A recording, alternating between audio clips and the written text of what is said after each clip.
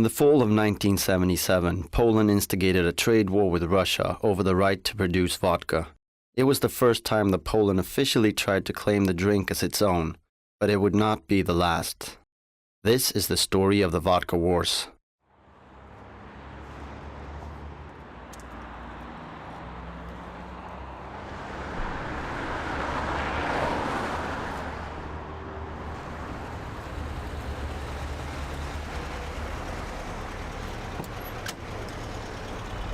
So where are you taking us? I want to go to like a big club, huge club. Yeah, porno. Yeah? Yeah. No, not porno. Just a big club. Вот, снимай. Это снимай. Храм Христа, вот смотри. Cinema. Храм Христа снимай. Снимай, я говорю. Cinema. Снимай. Вот, смотри, Кремль. Кремль снимателя. Кремль снимателя. I'm taking the tour of Moscow on vodka.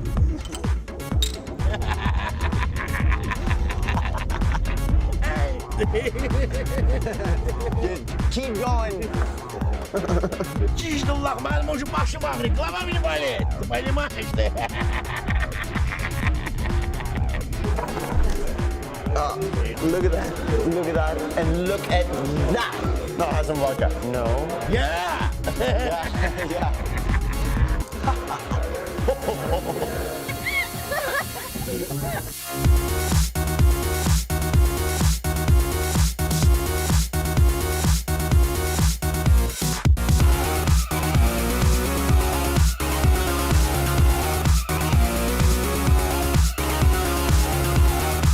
These guys are gonna send me around the world, it turns out, to find the origins of vodka. I need you to show me Show me. the first piece of Russian vodka. Where do I need to go?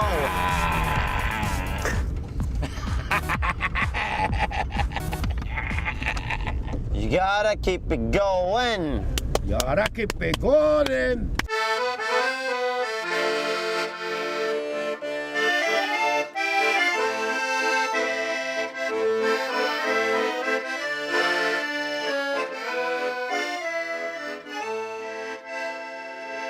Я сегодня налью. I'm Ivar, and I work for Vice in Scandinavia. I do a lot of different things. Lots of the shit jobs no one else wants to do really. But in New York they think I don't do anything at all. It's a bit of a bummer. Except that it works out pretty good for me.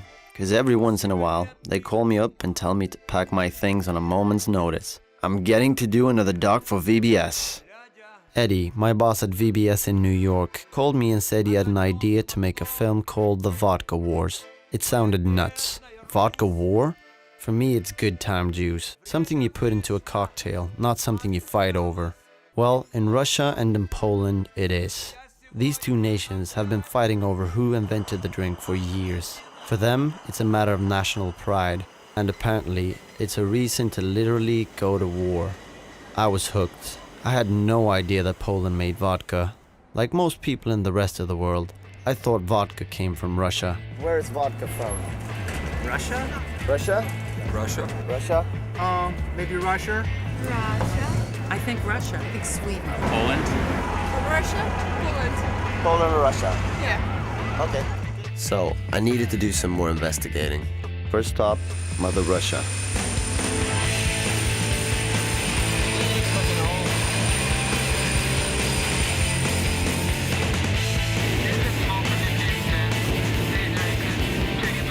Moscow news. Following the American elections, but more important, there's a new club opening. We're going there tonight. 11 suspects have been charged over a smuggling operation to pump vodka from Russia to Estonia via 2-kilometer underwater pipeline. That's great. They're even building pipelines to get their vodka across. Ladies and gentlemen, welcome to Moscow. Thank you, goodbye and good luck.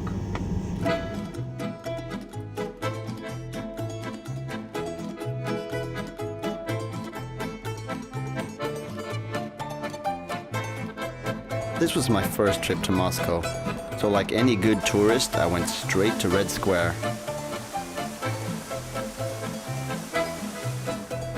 My first Russian interviews were awesome. Я думаю, из ворон и голубков не делать. Я думаю, мертвые тела и эксперименты Уинстона Черчилля, говорит, Веденеев, третьяк. Спасибо, шведская камера. Все, извините. Vodka? Нет, это мне ГДР прислал, и там поменяли уже Адольфа Гитлера. Стреляет. Нет, это ваша камера стреляет. Программа «Время». That's great.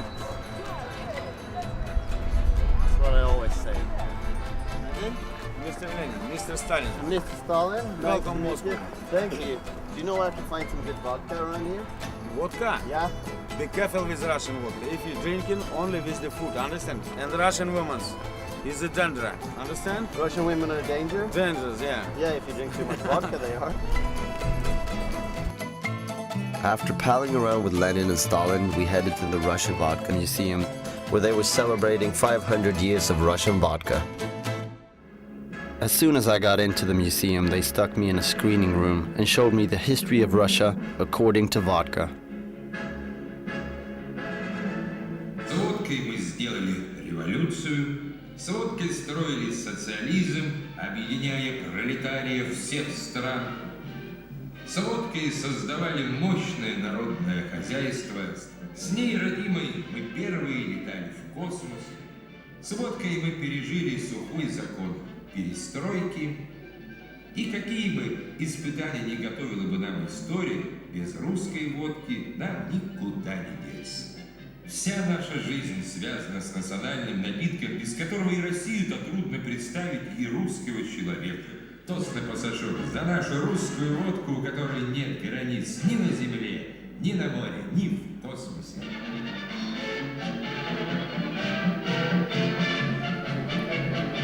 Oh, thank you. Welcome. What is your name? Ivar. Ivar. And you are? Where did you come from? Alexander. I'm from Sweden. Very I'm good. From Sweden, yeah. Very good. With pleasure. So can you tell me a little bit about this museum?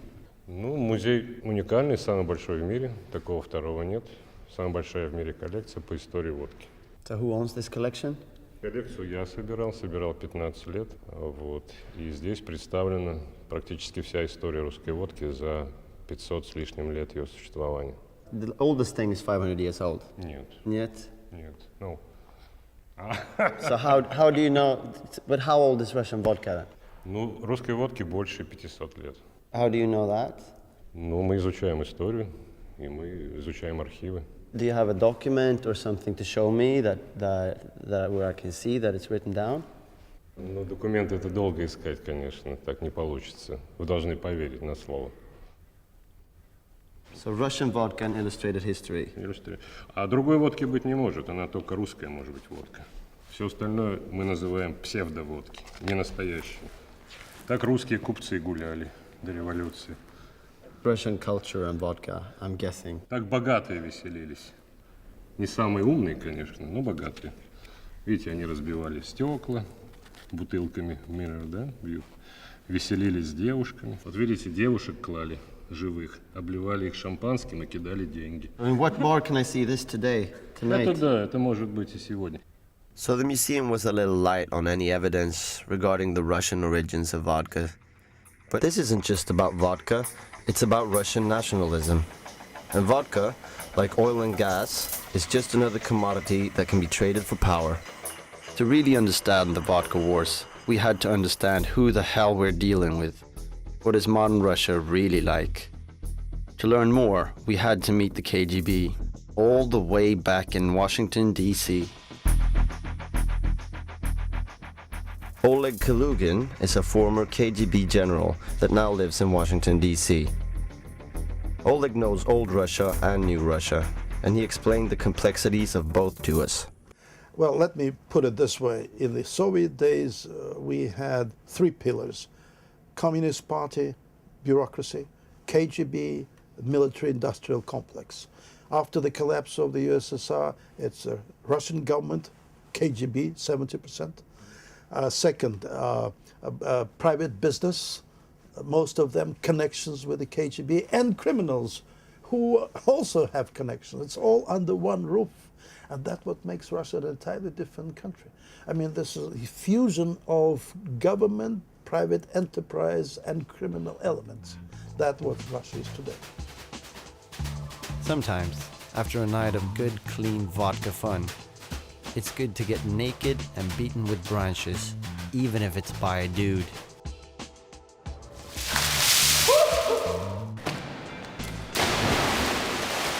It gives you time to really think about stuff. It cleared my mind and reminded me that even though Oleg's Russia is kind of ominous, it actually was Poland that fired the first shot in the world's first vodka war. In the fall of 1977, a trade war took place between the USSR and Poland. Known as the Vodka War, it saw Poland claim the International Trade Court that vodka first came from Poland. As such, only they had the right to call their product vodka, and all others, including the USSR, had to be labeled red wine. At first, the Soviets dismissed Poland's claims as a joke, but when they realized their small neighbor was serious, they asked well-known historian and Soviet patriot William Poklepkin to investigate. This dude claimed that vodka was first distilled in Moscow in 1440, decades before it apparently appeared in Poland. Based on his research, the court ruled in the USSR's favor. Poland lost the first vodka war. Recently, many academics have disputed Poklepkin's work and this date, 1440. Poklepkin died in 2000, but we managed to find his friend and publisher in Moscow. We wanted to know more about the man that wrote the book that squashed Poland's vodka ambitions. Он вообще ведь не только специалист по водке, он знаменитый кулинарный писатель. Poklepkin. Похлебкин, Sorry, да. yeah. Мы с ним часто и много говорили о водке. Это его любимый был предмет не для питья, а для обсуждения. Он говорил, что вот там поляки претендуют на, допустим, бренд водка. Естественно, резко против этого возражал, поскольку он считал, что водка – это национальный русский продукт, который родился здесь, в России, и существует определенный стандарт водки. Was the book, The History of Vodka, well received here in Russia? Я знаю, что Вильяма Васильевича Похлебкина даже, в общем, обвиняли в этом самом национализме, упрекали в недостаточном знании там химии, биологии, там медицины, не знаю еще чего. Poklepkin's book can't be trusted. In fact, one academic was particularly blunt. If you read this book, keep a strong bottle of vodka by your side to stun the more thoughtful parts of your brain. So we went looking for some evidence of our own.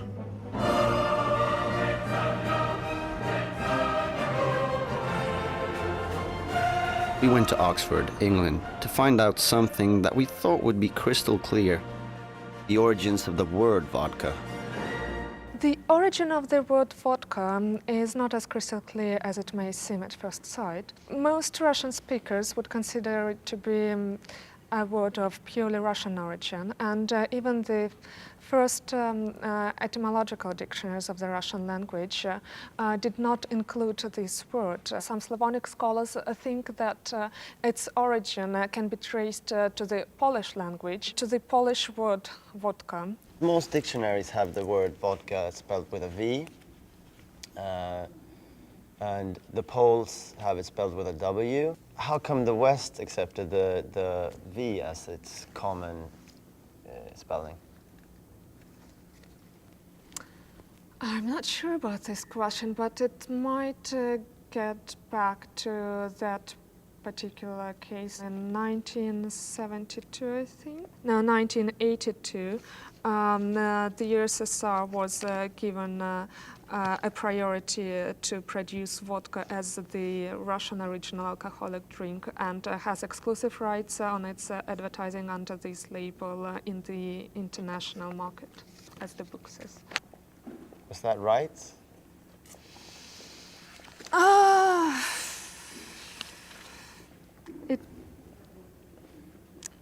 It depends on what you mean Do by you think it's that right. vodka might be Polish? I think that there is great likelihood in this. So I went all the way to Oxford, just to end up right back with Poklepkin's book, The History of Vodka. Bummer. If Poklepkin's book isn't to be trusted, why didn't the Poles fight back with some evidence of their own?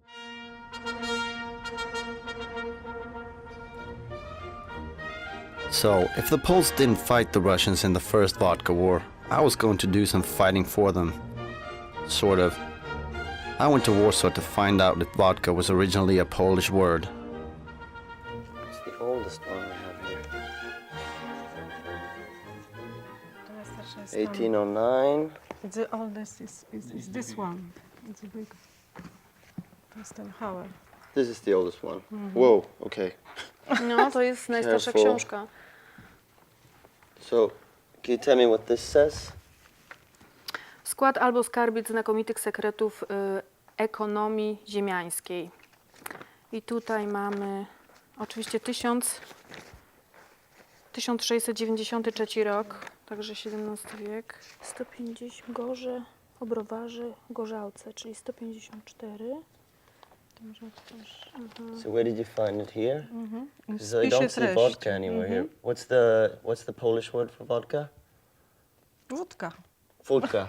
But where do you find that here?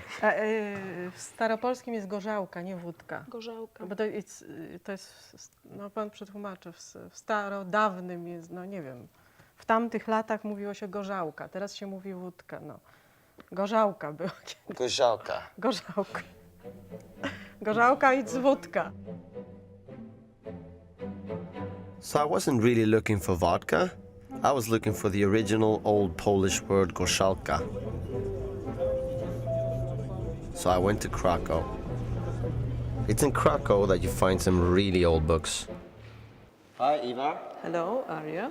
Hi, nice to meet you. Nice to meet you, Eva. You're gonna show me some books, right? Yeah, we're gonna see some old prints now, I hope. We're gonna see prints dated to 16th century that would cast a light on the context of word vodka and gorzałka and how these words were used in early Polish language. Dziękuję bardzo.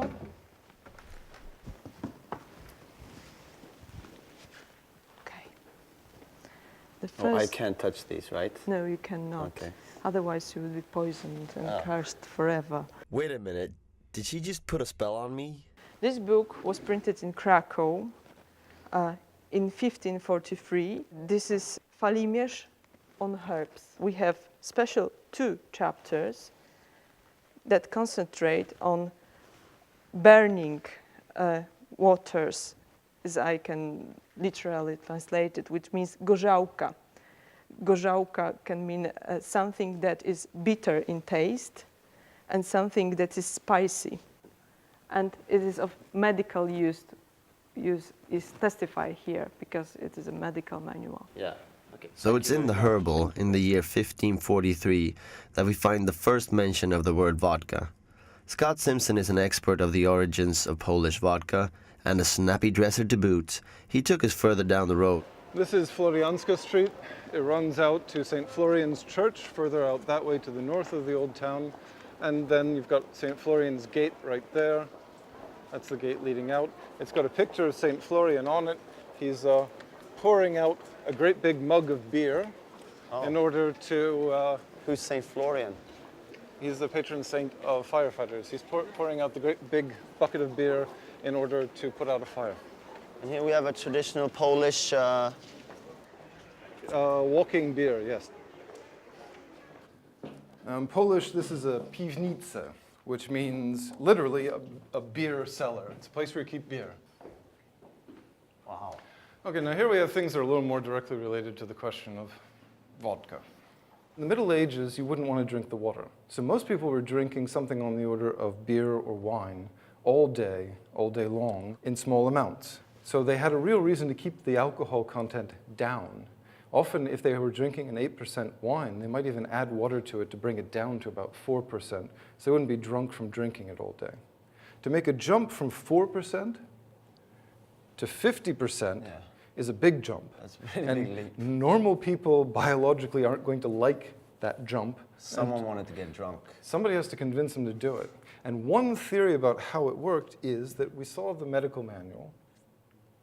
We're looking at the period of time in which the Black Death is going through Europe. Vodka is being prescribed for practically every problem you could possibly have. People start out drinking their prescribed vodka the doctor gave them, saying, oh Lord, this tastes awful, and drinking it down. And then later on, as they're doing it more and more throughout that century, they're beginning to like it more and more. And then they finally decide, well, I'd like to drink it because it tastes good. Lots of countries in this area have produced things that are either called vodka or are called something else, but are clearly very much the same product as we modernly think of as vodka. So it's very difficult actually to stick it to just one country as really being the owner of it. The only thing that you can say with like assurance is that the word vodka appears in writing in Poland before it appears in writing in Russia. So there you go. If it might be impossible to find out whether it was an old Russian or an old Pole that first made vodka, the origins of the word are pretty clear. According to our Polish historian Scott, the word described in the drink appears in Polish writing before it appears in Russian, around 1543. It's a fact. Remember the magical date 1440 that Poblepkin wrote about? Where did he get that date? The word vodka wouldn't even appear in Russian text for at least another 200 years. So if the Polish word vodka is the original word, why didn't they say so during the first Vodka War? I mean, come on, Poland, what the fuck? Then I realized that the what the fuck was really serious. The Poles had their hands full.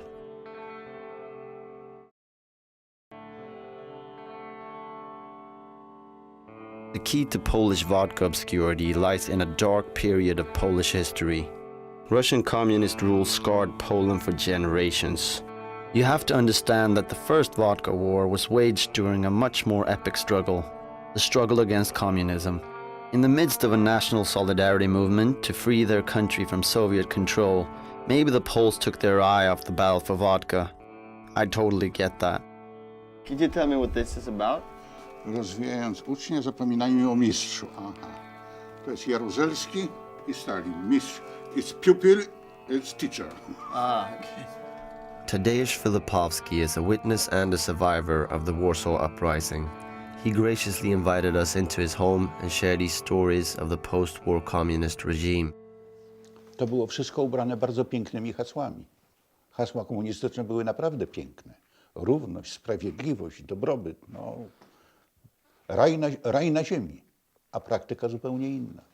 W Jałcie Roosevelt, Stalin, Churchill określili, mają być w Polsce po wojnie wolne wybory. Tych wolnych wyborów nie było. A jak to wyglądało, to zaraz powiem. Wychodzę ze szkoły i widzimy z kolegą plakaty, komunistyczne plakaty. Podchodzimy, żeby je zerwać. Bo już wiadomo było, co to jest. Podchodzi do nas dwóch ludzi, pistolety pod żebra. Zostajemy zatrzymani. Przewożą nas do więzienia i zaczynają przesłuchanie. Przesłuchanie wygląda w ten sposób. Zaczynają nas tłuc. Po prostu noga od stołka i tą nogą od stołka biją nas po głowie, po twarzy, wtedy mi pierwszy ząb wybili. Nie byłoby obalenia muru berlińskiego, gdyby nie Solidarność i ruchy wolnościowe w Polsce. O tym niektórzy zapominają dzisiaj, ale to się tu zaczęło w naszym kraju. Było to poczucie euforii, zwyczajnej ludzkiej euforii. Bo nareszcie te nadzieje, które tyle razy wybuchały u nas, zostały urzeczywistnione.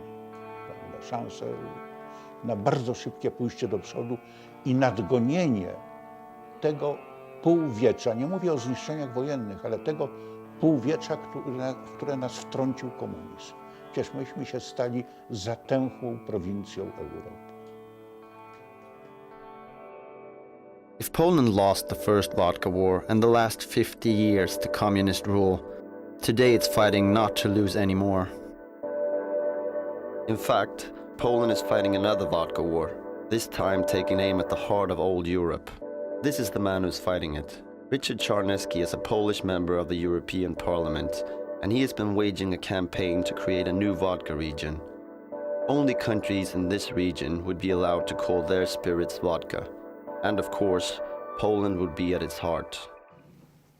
So why should there be a vodka region? W Parlamencie Europejskim usiłowałem przekonać moich kolegów, że nikt normalny we Francji nie chce robić szampana ze śliwek. Nikt normalny w Anglii nie chce robić ginu z Moreli, a w Szkocji whisky z brzoskwiń. I oczywiście byłoby wręcz herezją mówienie, że wódkę można zrobić ze wszystkiego. Nie, wódkę można robić ze zboża, z ziemniaków, syropu z braków cukrowych i koniec. If there was a vodka region, this is what it would look like. Welcome to the heartland of Polish vodka. We should have had a bottle of vodka at the moment. I don't know where we are. The driver don't seem to know where we are. We've been driving for over 1.5 hours. More, I guess. And I don't know what's growing out in these fields we're passing, but it just seemed too long, and now the driver's fucking leaving us. So we're gone. We're lost.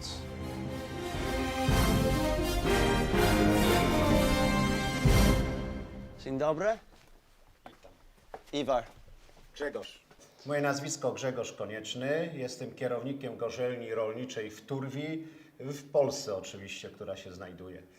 Przerabiamy to żyto dankowskie złote, które jest wyprodukowane w gospodarstwie na naszych polach. Why is it so important with Polish vodka that it's made from rye? To znaczy tu zaczęliśmy produkować, jest to związane po prostu z tradycją, gdzie na ziemiach polskich produkowało się głównie z żyta i z ziemniaków wódkę. So here's the rye. That's where it all starts. And then it goes through all the machines we're going to look at downstairs. And then na zdrowie. Na zdrowie. Yeah? Yes. Okay, let's go check it out. Kocioł jest opalany węglem miałym. Po prostu są dwie płomienice, w które jest wrzucany węgiel. Po prostu wrzuca się tutaj na płomienicę wszystkie, cały węgiel. Can I throw some in there? Make some vodka. Tak, pompa pcha na górną część aparatu, do górnej części. I zacier wchodząc do aparatu, takie są półki, na półkach się gotuje. Spada i się gotuje. A gotuje się z tego względu, że od dołu wpuszczamy żywą parę z kotła. Tak jak ja tutaj otworzyłem. To, co jest właśnie tutaj leci, co to jest, to tak to pachnie. Whoa, that's strong. I'd like to hear your opinion on the difference between Polish vodka and Russian vodka. Jeżeli polska wódka jest produkowana z żyta, tylko z żyta, bez dodatków melasy, bez dodatków kukurydzy, bez innych dodatków, jest bardzo dobra, jest nawet lepsza jak rosyjska. Was it Poland or Russia that invented vodka? To do dzisiaj nie jest stwierdzone chyba na 100%, ale jako patriota Polska, nie Rosja. So where are we today with your efforts of creating a vodka region? Myśmy ją przegrali w sensie formalno-prawnym. Przegraliśmy ją, gdy chodzi o acquis communautaire, gdy chodzi o prawo europejskie, ale myśmy ją wygrali, gdy chodzi o promocję, gdy chodzi o PR, że tak to określę, polskiej wódki w świecie. Jestem pewien, że gdyby po wojnie w Polsce nie było rosyjskiej dominacji, rosyjskich czołgów, to by Polska słynęła w świecie znacznie bardziej z dwóch rzeczy. Z wódki, ale nie tylko z wódki. So Poland lost the second Vodka War, but as Czarnecki says, it didn't really lose at all. And to understand why, you have to know something about Poland today. On my last day, I hung out with some of my new friends. I hung out with Marysia, a Polish university student who taught me all about Polish pride. It's a very complicated matter, the Polish pride, because first of all, Polish people are very proud of their heritage and culture and tradition. This country has a lot to give by itself, and we should invent our own style and do our own things since we have a lot to give. I hung out with our production assistant Marcin, comparing old Warsaw to new. And I hung out with Mikolai, a photographer, editor, and all-around Warsaw fun guy. He's got tons of energy and like a million things on the go at any one time. I'm making photos all the time during the parties, exhibitions, concerts, private parties, everywhere. It was through my new Polish friends that I learned that a vodka war is about much more than a fight for the origin of a drink. It's about creating a new identity, about creating a new Poland that is a real player on the world stage, or at least a player on the shelf of your favorite bar. So it's not so much about winning, it's really about being in the game to begin with. What, Nord? Can we drink? Can we drink? Yes. What kind of question is that? On that last night, Eddie and I ended up in a corner of Warsaw at 5 a.m., drinking and eating kielbasa, wishing the adventure would never end. We chased the origins of vodka, in books and bars to the end of the bloody rainbow. We were lost, found, lost again. This is stupid. Crossed time zones, countries, bridged histories. And what do we find? The Vodka Wars instead. We found the troubled history of the 20th century and two nations being reborn right before our eyes. Surely the world doesn't need another vodka war. We just need more vodka. Na zdrowie.